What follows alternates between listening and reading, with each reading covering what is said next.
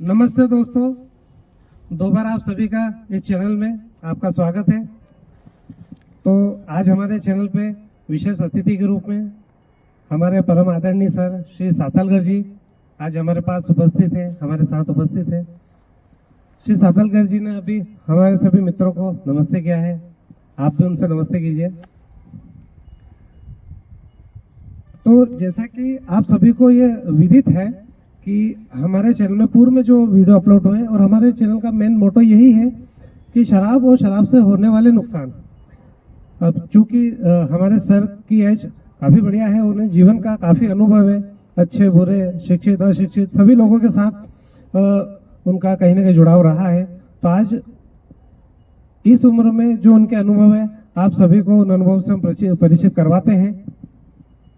तो चलिए, जैसा कि आप सभी को मालूम है कि सबसे पहला मेरा प्रश्न होता है कि श्री सातलकर साहब, कृपया आप बताएं क्या आप शराब पीते हैं? नहीं। ये तो बहुत अच्छी बात है कि आप शराब नहीं पीते। और दूसरा, कभी आपके मन में ये नहीं आया कि मुझे शराब पीना चाहिए? नहीं, ऐसा कभी मेरे मन में भी नहीं आया। और ऐसा नहीं है कि मैंने चखी नहीं है। हमारे यहाँ एक पूजन होती है जिसको शस्त्र पूजन कहते हैं।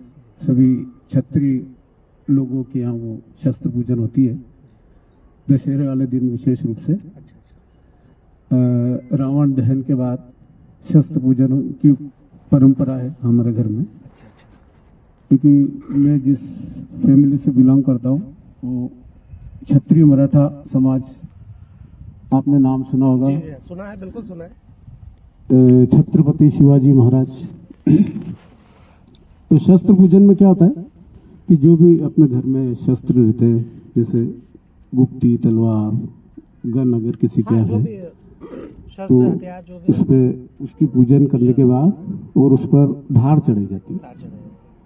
और फिर पंचामृत के रूप में परिवार के सदस्य लेते हैं, एक एक दो दो भी, बस उस दृष्टि में। उज्जैन शहर में काल भैरव, हाँ, जैसे काल भैरव है, काल भैरव पे मदिरा का भोग लगता है, मदिरा चढ़ाई जाती है। और कोई भी व्यक्ति जो भी बाहर से आता है उनको विशेष रूप से देखने का मन होता है जो कि ये भगवान आखिर मदिरा का सेवन कैसे करते हैं। मैं भी काफ़ी बार गया हूँ वहाँ, कि बाहर से बहुत अतिथि लोग जो आते हैं तो उनके साथ में भी गया हूँ। और वहाँ पे भी मदिरा, जो वहाँ पे एक पात्र रहता है, उसमें भगवान को पहले पिलाते हैं और वो एक छोटा बड़ा पात्र रहता है, वो उसमें डालते जाते हैं। और फिर जो भी हाथ आगे बढ़ाता है, जैसे कहीं चने चिरंजी, कहीं परमल का प्रसाद मिलता है, तो ऐसे ही वहाँ पे एक चम्मच से मदिरा का प्रसाद और उसको फिर आचमन करके बालों में लगाते हैं। जैसे हम चरणामत हाँ, मतलब इस प्रकार इन्हें बहुत सारी चीज़ें हैं। तो पहले क्वेश्चन का आपका आंसर ये हुआ कि मैं शराब पीता तो नहीं हूँ। हाँ, बाकी पीने वालों के साथ काफ़ी रहा हूँ। हाँ, ये अगला प्रश्न मेरा यही था कि आपके मित्रों में, आपके परिवार में, रिश्तेदारी में कहीं जैसे आप जाते हैं या कोई फंक्शन होता है तो क्या आप वहाँ शराब का सेवन करते हैं? हाँ, बाकी सब लोग करते हैं लेकिन मैं नहीं करता। हाँ, क्योंकि शुरू से आदत नहीं है। वो आदत की बात रहती है मदिरा पान, शराब का सेवन। तो जैसे रिश्तेदारों में भी हम जाते हैं, शादी ब्याह में भी हमारे यहाँ चलती है शराब, पर आप शराब नहीं पीते? पर मैं नहीं पीता हूँ। काफ़ी लोग जैसे वो बोलते हैं ना, आपकी इतनी उम्र हो गई, कुछ उदाहरण है कि आपने शादी नहीं की। अरे बोले, मैंने शादी नहीं तो क्या हुआ, बारातें इतनी देखी है कि बस। सही है। तो इसी प्रकार मैंने शराब नहीं पीता तो क्या हो गया, शराबियों के साथ बहुत बैठा। अच्छा, जो देखा गया कि शराब पीने के बाद आदमी थोड़ा मजाकिया या शायराना हो जाता है, तो वहाँ आपके मित्रों के साथ में आपका कैसा अनुभव रहा, या कहीं आप पजल्ट हुए उनकी बातचीत सुन के? क्योंकि होता है कि जो अक्सर जो शराब पीते हैं, ज़्यादा शराब पी लेते हैं, तो कुछों की ऐसी आदत रहती है कि वो लगातार बोलते जाते हैं, तो जो नहीं पीने वाले थे वो थोड़ा इरिटेट होते हैं। तो इस विषय में आप क्या कहना चाहेंगे? होता क्या है, शराब पीने वाला तो काफ़ी बोलता है, ये तो बिल्कुल सही बात है। और एक ही टॉपिक पे वो कई बार बोलेगा, एक ही बात को कई कई बार रिपीट भी करेगा। और नहीं पीने वाला हालांकि थोड़ा बहुत पजल तो होता है, लेकिन मेरा एक नेचर ऐसा है कि मैं जैसे व्यक्ति रहते हैं उनमें ढल जाता हूँ। अब शराब पीने वालों के साथ अगर बैठा हूँ तो मैं भी अंदर से ऐसे फील करता हूँ कि मैंने भी पी रखी है। तो कहीं ना कहीं ईश्वर आपको ऐसी ताकत देते हैं कि उनका जो इरिटेशन है उसको अपन सहन कर सके, क्योंकि मैक्सिमम लोग सहन नहीं कर पाते। या तो वो पार्टी से उठ के चले थे कि भैया आप ही पार्टी करो, जब खाने या जो भी व्यवस्था आगे की हो जाए तब हमें बुला लेना। तो ऐसा ईश्वर आपको ऐसी कौन सी ताकत देते कि आप वहाँ बैठे बैठे घंटों तक उनको सहन करते हैं। ये बहुत बड़ी बात है किसी शराबी की बात, एक ही बात को 100 बार सुनना उसी टाइम में। तो ईश्वर आपको किस प्रकार से ताकत देते जरा ये बताएं। हाँ, ताकत देने वाला तो ईश्वर है, लेकिन जो सहन शक्ति अपन स्वयं पैदा करते हैं वो मुझमें बचपन से है। मेरे मदर फादर भी बोलते थे कि मैं बहुत धैर्यवान व्यक्ति हैं और शराब पीने वाले रिपीट भी बहुत करते हैं। तो मैं छोड़ के तो नहीं गया उनको, हाँ उनको छोड़ के जरूर आया घर तक।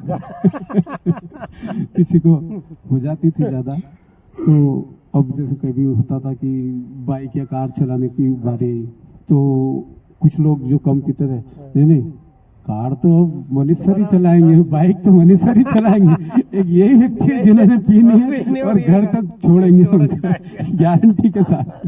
तो गारंटी के साथ घर छोड़ने का नाम था मनीष सातलकर।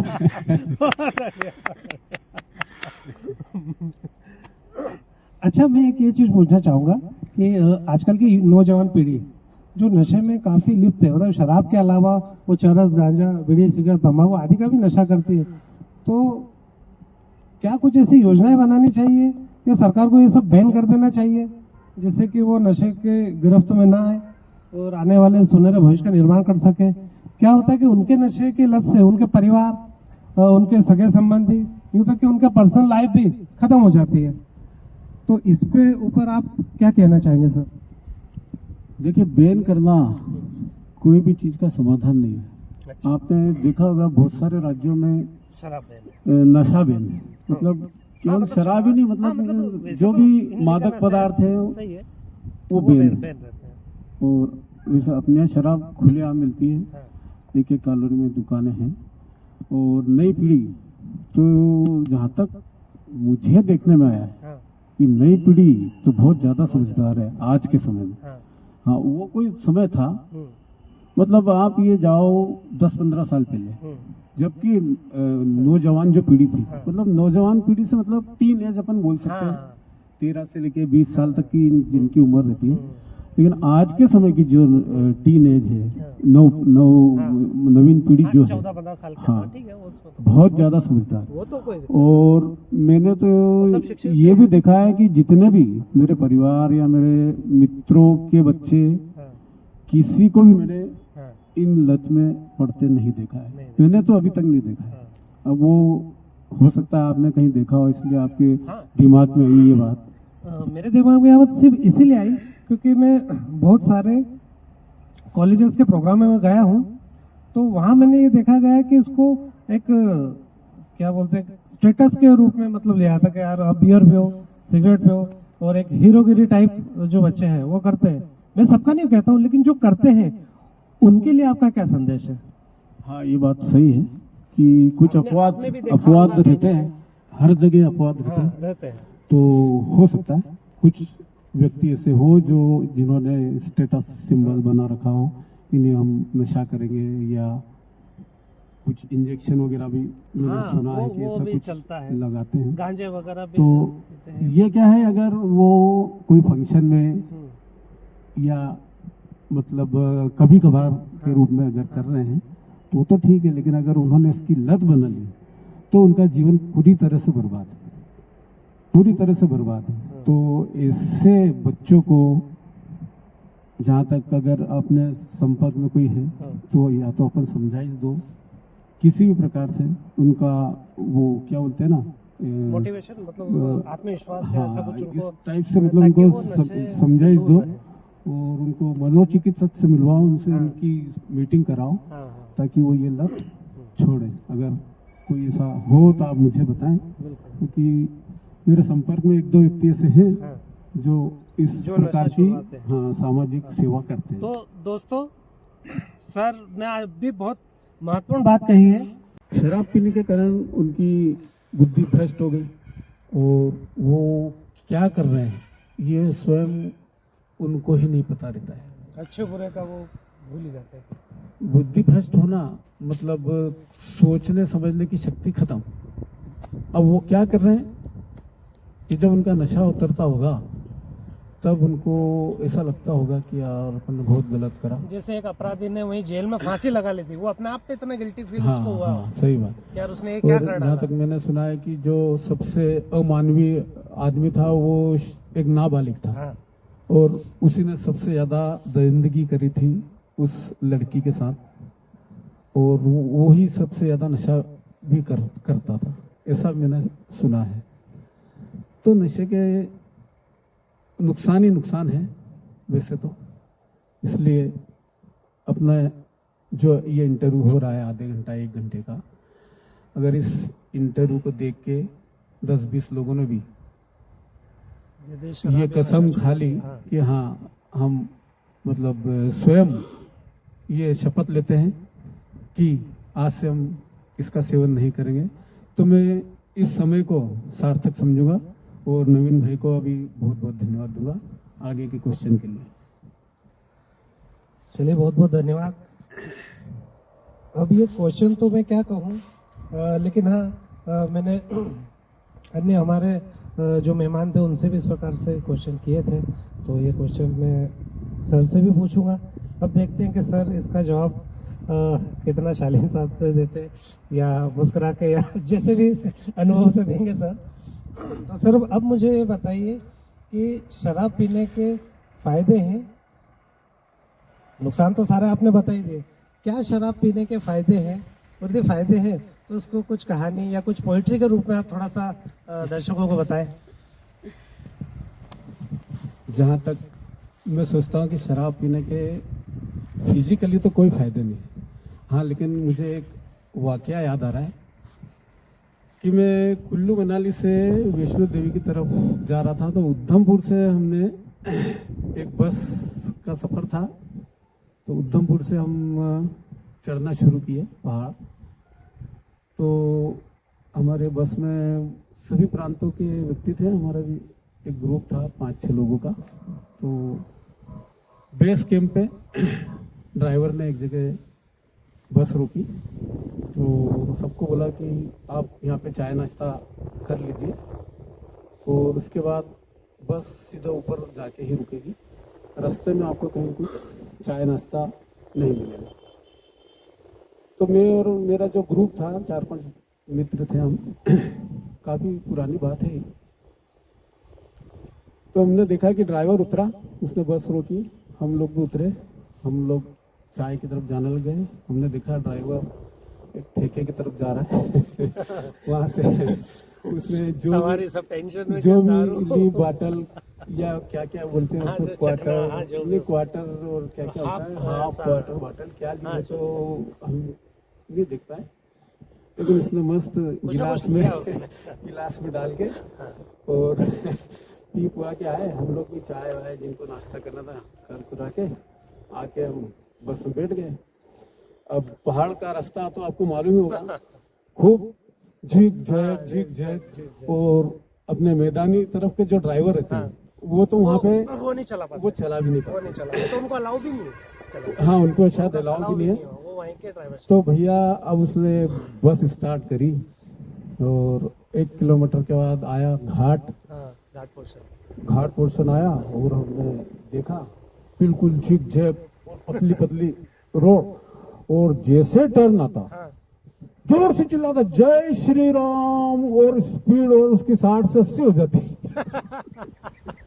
और हमको भी डर लगा एकदम, अरे यार ये क्या कर रहा है, स्पीड इसको और कम करना चाहिए, ये बढ़ा रहा है।